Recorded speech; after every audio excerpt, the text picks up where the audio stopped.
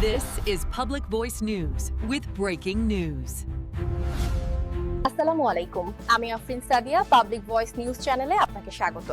শুরুতেই জানাবো আজকের গুরুত্বপূর্ণ আপডেট সংবাদগুলোর শিরোনাম। ছেলের বাধায় ৩০ ঘণ্টা পর বাবার লাশ দাফন। সম্পত্তি বণ্টনের পারিবারিক বিরোধের জেরে বাবার মরদেহ দাফনে বাধা দেওয়া হয়। মৃত্যুর ৩০ ঘণ্টা অতিবাহিত হবার পর লিখিত সমঝোতায় আজিজুর রহমানের ৭৫-এর লাশ দাফন করা হয়। বুধবার ১৮ ফেব্রুয়ারি কুড়িগ্রাম জেলার নাগেশ্বরীতে এ ঘটনা ঘটে। তারেক রহমানকে ব্রিটিশ প্রধানমন্ত্রীর চিঠি, অংশীদারিত্ব জোরদারে প্রতিশ্রুতি। ত্রয়োদশ জাতীয় সংসদ নির্বাচনে জয়লাভ এবং বাংলাদেশের প্রধানমন্ত্রী হিসেবে দায়িত্ব গ্রহণ করায় তারেক রহমানকে উষ্ণ অভিনন্দন জানিয়েছেন যুক্তরাজ্যের প্রধানমন্ত্রী স্যার কিয়ার স্টারমার। দৈনিক সময়ের আলোর উপদেষ্টা সম্পাদক হলেন সাইরুল কবির খান। দৈনিক সময়ের আলোর উপদেষ্টা সম্পাদক হিসেবে যোগ দিয়েছেন বিএনপির মিডিয়া সেলের অন্যতম সদস্য সাইরুল কবির খান। বৃহস্পতিবার ১৯ ফেব্রুয়ারি দুপুরে ধানমন্ডিতে পত্রিকাটির মালিক প্রতিষ্ঠান আমিন মোহাম্মদ গ্রুপের কার্যালয়ে আনুষ্ঠানিকভাবে তাকে এ পদে নিযুক্ত করা হয়। মালিক শ্রমিক সমঝোতার ভিত্তিতে টাকা নিলে তা চাঁদা নয়। সড়ক পরিবহন ও যোগাযোগ মন্ত্রী শেখ রবিউল আলম বলেছেন, সড়কে বিভিন্ন পরিবহন থেকে সমঝোতার ভিত্তিতে টাকা নেওয়া হলে সেটা চাঁদা নয়, বরং টাকা দিতে বাধ্য করা হলে সেটা চাঁদা। বৃহস্পতিবার ১৯ ফেব্রুয়ারি বিকালে সচিবালয়ে নিজ কার্যালয়ে এক সংবাদ সম্মেলনে সাংবাদিকদের প্রশ্নের জবাবে তিনি কথা বলেন। তবে তিনি জানান, সড়কে চাঁদাবাজির কোনো সুযোগ নেই। দায়িত্ব গ্রহণের দ্বিতীয় দিন বৃহস্পতিবার সড়ক পরিবহন ও মহাসড়ক বিভাগ, সেতু বিভাগ, রেলপথ মন্ত্রণালয় ও নৌ পরিবহন মন্ত্রণালয় পরিদর্শন করেন মন্ত্রী শেখ রবিউল আলম, দুই প্রতিমন্ত্রী হাবিবুর রশিদ ও মোহাম্মদ রাজীব আহসান। বিকালে সংবাদ সম্মেলনে কথা বলেন মন্ত্রী।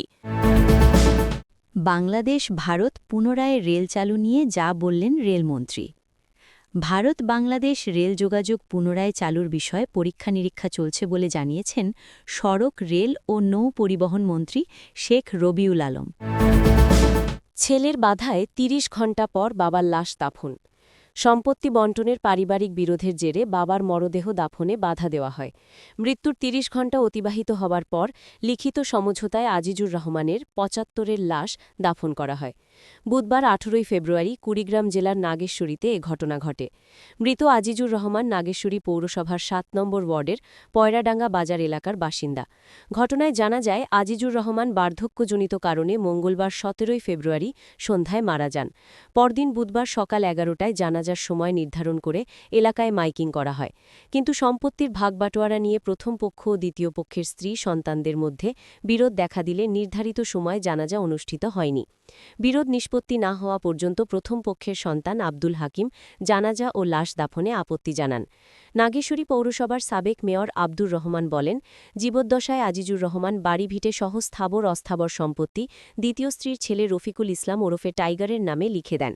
এ নিয়ে প্রথম পক্ষের ছেলে আব্দুল হাকিমের সঙ্গে দীর্ঘদিন ধরে বিরোধ চলে আসছিল।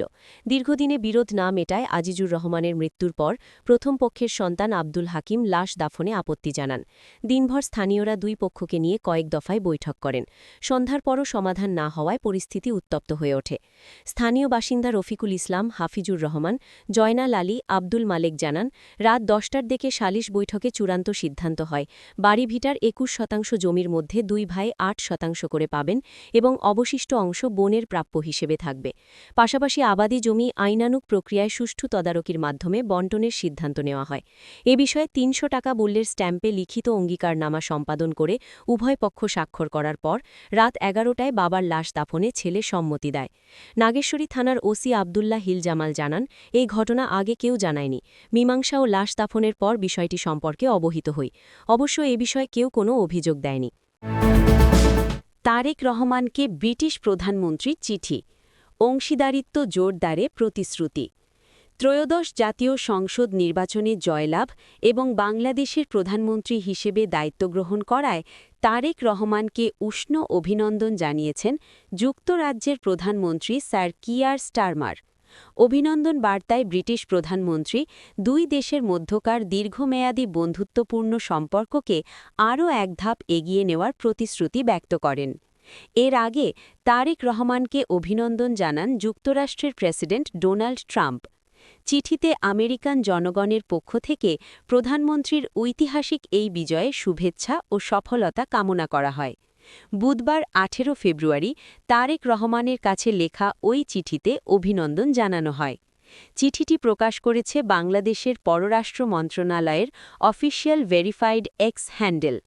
ব্রিটিশ প্রধানমন্ত্রীর চিঠিতে বাংলাদেশে আশ্রয় নেওয়া রোহিঙ্গা জনগোষ্ঠীর সদস্যদের জন্য মানবিক সহায়তা, বাণিজ্য, বিনিয়োগ, জলবায়ু কর্মকাণ্ড, অভিবাসন, প্রতিরক্ষা সহযোগিতা সহ যুক্তরাজ্য বাংলাদেশ অংশীদারিত্ব জোরদারে যুক্তরাজ্যের প্রতিশ্রুতির কথা তুলে ধরা হয়।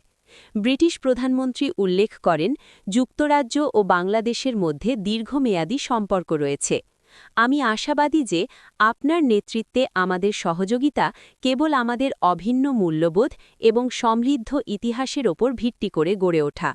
বাংলাদেশের অন্যতম বৃহৎ বিদেশি বিনিয়োগকারী দেশ হিসেবে যুক্তরাজ্য তাদের বাণিজ্য ও বিনিয়োগ সম্পর্ক আরও সম্প্রসারণের আশা প্রকাশ করেছে।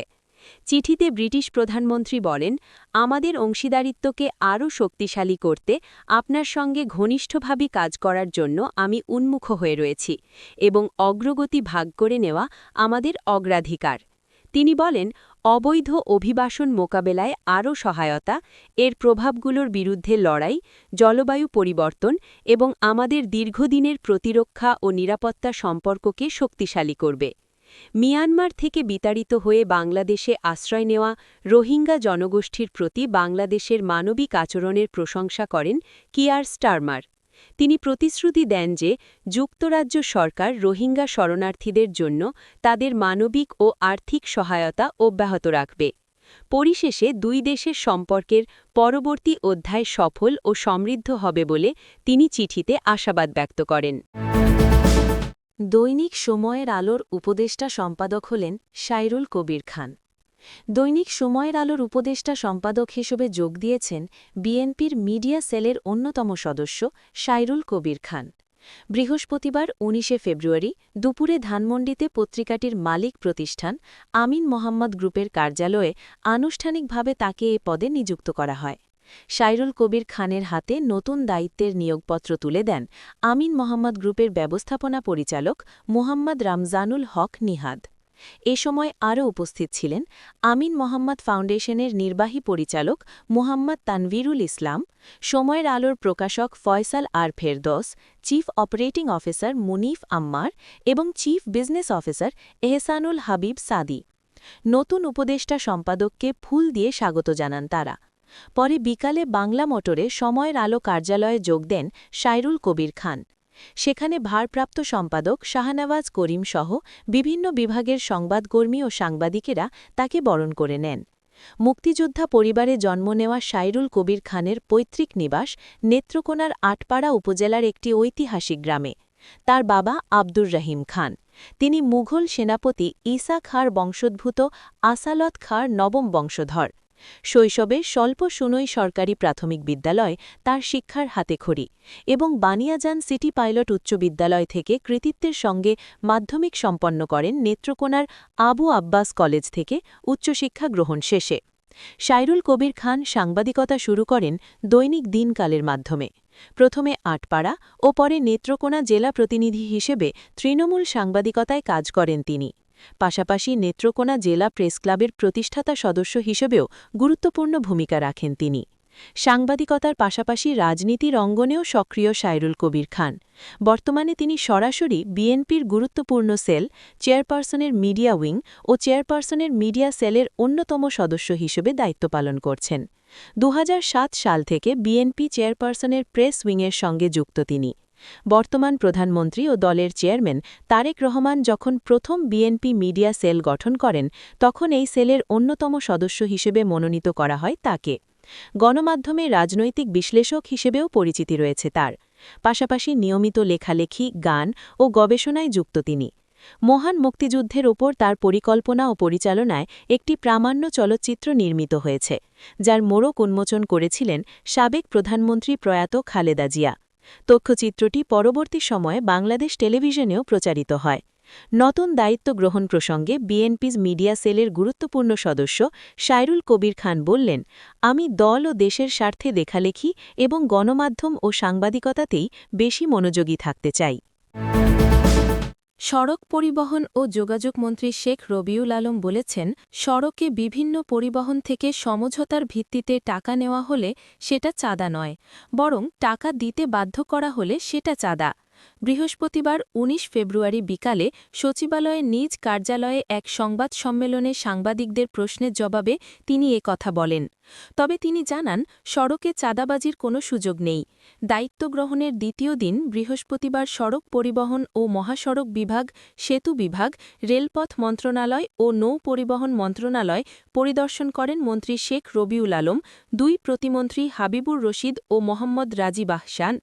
বিকালে সংবাদ সম্মেলনে কথা বলেন মন্ত্রী। সড়কে চাঁদাবাজি সংক্রান্ত এক প্রশ্নের জবাবে যোগাযোগমন্ত্রী বলেন, সড়কে পরিবহনের চাঁদা যেটা বলা হয় সেভাবে আমি চাঁদা দেখি না।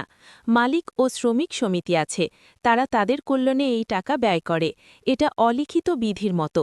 তবে চাঁদা আমি সেটাকে বলতে চাই যেই টাকা কেউ দিতে চায় না বা বাধ্য করা হয়। তিনি বলেন, মালিক সমিতি নির্দিষ্ট হারে টাকা তুলে মালিকদের কল্যাণে ব্যবহার করতে চায়। সেক্ষেত্রে উত্তোলন করা টাকার কতটুকু ব্যবহার করা হয় সেটা নিয়ে হয়তো বিতর্ক আছে, কিন্তু তারা সমঝোতার ভিত্তিতেই কাজটা করেন। মন্ত্রী আরও বলেন, যোগাযোগ মন্ত্রণালয়ের অধীনস্থ কোনো জায়গায় বাইরে থেকে কেউ চাপ দিয়ে চাঁদা বা সুবিধা নেবে সেই সুযোগ নেই, কিন্তু মালিকরা যদি সমঝোতার ভিত্তিতে সেটা করে, সেখানে কেউ বঞ্চিত কিংবা অর্থের অপব্যবহার হচ্ছে কিনা সে বিষয়ে আমরা তাদের সঙ্গে কথা বলে দেখব। তিনি হুঁশিয়ারি করে বলেন, চাঁদাবাজি এরকম যদি কেউ করতে আসে তার কোনো সুযোগ নেই।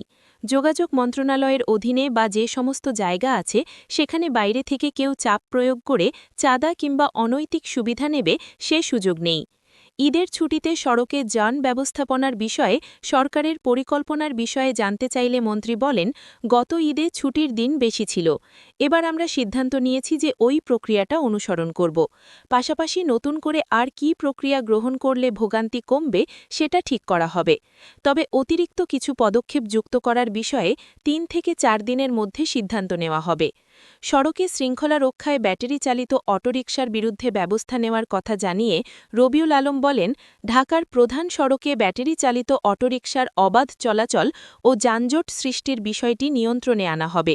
তিনি বলেন, অটোরিকশা পুরোপুরি বন্ধ করা সম্ভব কিনা নাকি নিয়ন্ত্রণের মধ্যে এনে পর্যায়ক্রমে ব্যবস্থা নেওয়া হবে সেই বিষয়ে সিটি কর্পোরেশন, ট্রাফিক বিভাগ ও স্বরাষ্ট্র মন্ত্রণালয়ের সমন্বয়ে দ্রুত কর্ম পরিকল্পনা নেওয়া হবে।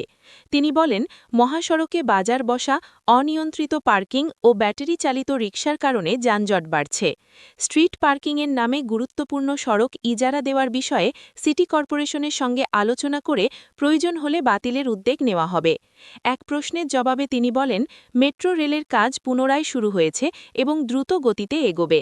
বিআরটি প্রকল্প প্রসঙ্গে মন্ত্রী বলেন, প্রকল্পটি রাষ্ট্রবান্ধব হয়নি এমন প্রাথমিক ধারণা রয়েছে, তবে বিপুল অর্থ ব্যয় ও ঋণ সংক্রান্ত জটিলতা বিবেচনায় তাৎক্ষণিক সিদ্ধান্ত নেওয়া সম্ভব নয়, বিষয়টি পর্যালোচনায় রয়েছে।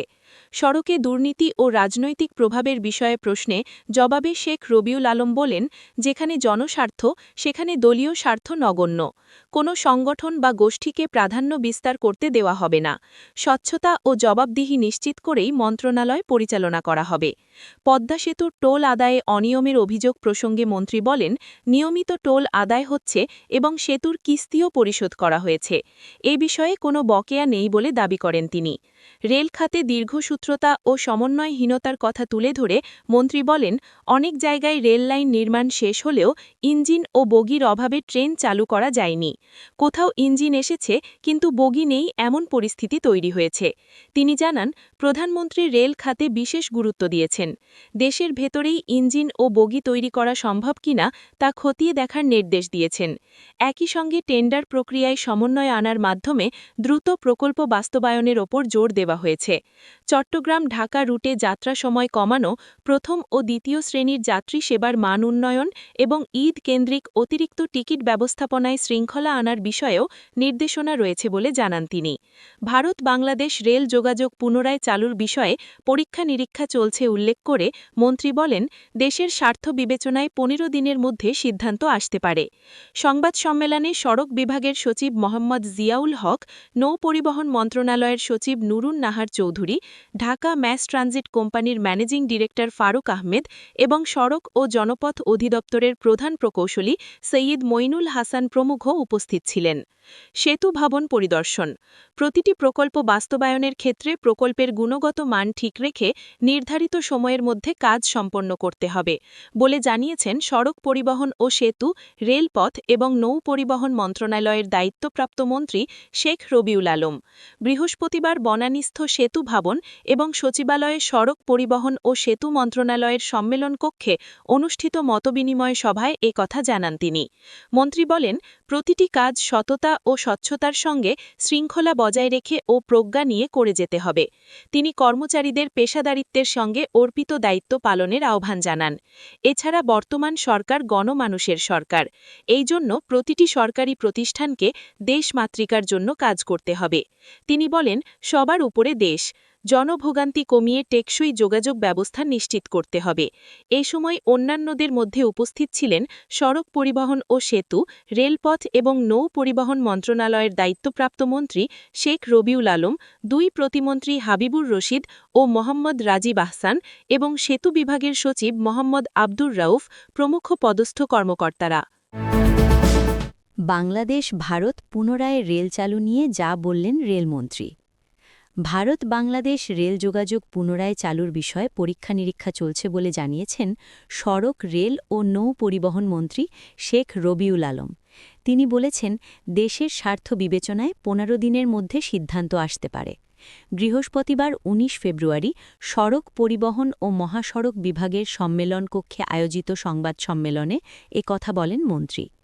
রেল খাতে দীর্ঘসূত্রতা ও সমন্বয়হীনতার কথা তুলে ধরে মন্ত্রী বলেন, অনেক জায়গায় রেল লাইন নির্মাণ শেষ হলেও ইঞ্জিন ও বগির অভাবে ট্রেন চালু করা যায়নি। কোথাও ইঞ্জিন এসেছে কিন্তু বগি নেই, এমন পরিস্থিতি তৈরি হয়েছে। বলেন, প্রধানমন্ত্রী রেল খাতে বিশেষ গুরুত্ব দিয়েছেন। দেশের ভেতরেই ইঞ্জিন ও বগি তৈরি করা সম্ভব কিনা তা খতিয়ে দেখার নির্দেশ দিয়েছেন। একই সঙ্গে টেন্ডার প্রক্রিয়ায় সমন্বয় আনার মাধ্যমে দ্রুত প্রকল্প বাস্তবায়নের ওপর জোর দেওয়া হয়েছে। চট্টগ্রাম ঢাকা রুটে যাত্রার সময় কমানো, প্রথম ও দ্বিতীয় শ্রেণীর যাত্রী সেবার মানোন্নয়ন এবং ঈদ কেন্দ্রিক অতিরিক্ত টিকিট ব্যবস্থাপনায় শৃঙ্খলা আনার বিষয়েও নির্দেশনা রয়েছে বলে জানান তিনি। সংবাদ সম্মেলনে সড়ক, রেল ও নৌ পরিবহন মন্ত্রণালয়ের দুই প্রতিমন্ত্রী হাবিবুর রশিদ ও মোহাম্মদ রাজীব আহসান উপস্থিত ছিলেন।